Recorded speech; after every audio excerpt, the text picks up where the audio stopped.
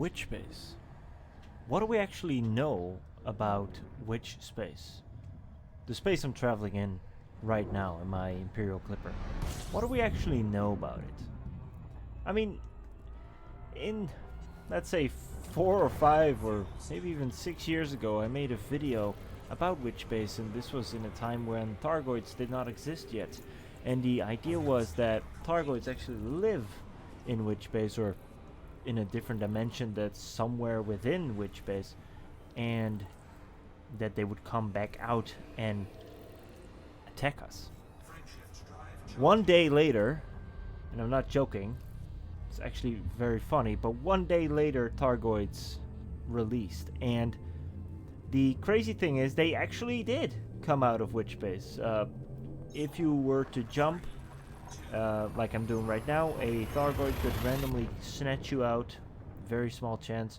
Never happened to me, but allegedly did happen. And they could scan your ship, and that was the first encounter. But what is Witchspace? What is it really? The crazy thing is that to me it sounds kind of like an interdimensional region where multiple dimensions intersect, or something like that. Other people see it more as a kind of almost like some sort of afterlife, or some sort of mystic region. If you're very silent in the hyperdrive, you can even hear whispers, it turns out. I've not heard those, but supposedly there are whispers. Either way, in this video I want to kind of see and uncover what Witchspace actually is. I don't know if we can do that, but we might try. And I hope you guys enjoy this. And please do consider leaving a like and subscribing to the channel if you guys like this type of video. Without further ado, let's dive deeper into Witchspace. Now, a lot more data has come through about Witchspace. A lot more data, as my last video, which was 5 or 6 years ago. And I want to go through that, and I want to explain it kind of, because it's such an interesting concept. Everything in Elite Dangerous is vaguely grounded in reality. We got the Alcubierre drive, which is a real thing. That's basically the super cruise system that we have. It supposedly is a real thing, has not been proven yet, but the theories work. And there's a bunch of other things, you know, that Elite Dangerous wants to keep an eye out. For example, there's not actually sound in space, obviously, but inside of the cockpit there are these machines that are interpreting sound and then playing it back to you. That's why when the glass breaks, your cockpit breaks, the sound gets sucked out, essentially. That's not what happens, but that's what it sounds like. Essentially, there's a lot of things in Elite Dangerous that are grounded in reality, and that's super cool. And kind of Hyperspace is one of those things that's not. Maybe it is, but most likely it's not. And that's called Witchspace, which is known as Hyperspace as well. And essentially what is generally known is that it's a higher dimensional region through which ships can travel between star systems at superluminal speeds. Only ships fitted with a hyperdrive, of course. And we would call those the FSD drive, the frame shift drive.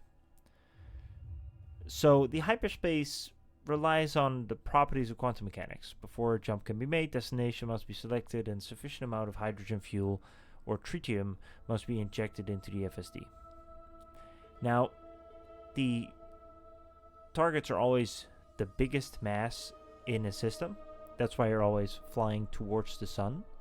And, well, technically not the sun, but a sun. And the biggest sun, usually. Or, not really the biggest, but the one with the most mass. I must be very careful with my words here before people are going to tell me it's actually not that way, it's different. And there's some history around it, you know, some history in Elite Dangerous. I won't bore you with all the history, but the idea is that in the 22nd century, they were working with the projects with frameshift drive, and there was a rudimentary faster than light drive by Li Qin Yao, and it's a really cool system, and it's a really cool lore, but that's not really what this video is about. I might go over that in a different video though. Now, capital ships, of course, use a really big frameshift drive, and that actually tears a hole through the hyperspace, where they literally fly out of the hyperspace area, the Witchspace, with literal Witchspace leaking into our universe. That's why the particle effects and audio are there when a capital ship jumps. Now, I am a Warhammer 40k nerd, as some of you know, and the main thing I think Witchspace tries to do is to kind of create something that's akin to the warp. Now, the warp in Warhammer is actually kind of similar to Witchspace, frameshift drive, hyperspace, whatever you want to call it, as in Elite Dangerous, because it's this different area, essentially, a different dimension where other rules apply than in our dimension, in which you can travel faster than light, and then you can go somewhere and then leave it there, and then you'll be in a different spot where you were in your own dimension.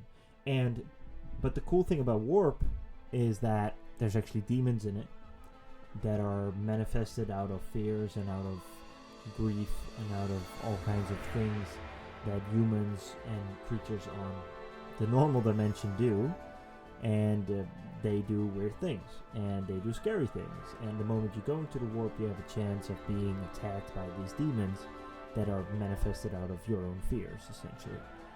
Now, I'm not saying that's what Elite Dangerous does. All I'm saying is that perhaps there is something more to Witchspace. Perhaps there's something warp-ish to Witchspace. All kinds of weird stories that you read online about other captains and lore-wise, but also even players that are hearing things in there. Maybe the programmers of Elite Dangerous put some noises in there that generate on a very low percentage chance or whatever to hint at that there's something more behind Witchspace than we know. And right now, there's not a lot more that I can tell you, because we just don't know. We don't know, the game doesn't know, the developers might, but that's kind of where it stops. If I missed something and you know more about it, please do leave a comment down below. And if you have questions or if there's anything you want to add, do the same. And hope you guys enjoyed this episode of Elite Dangerous Lore. And I'll see you guys in the next one. Cheers.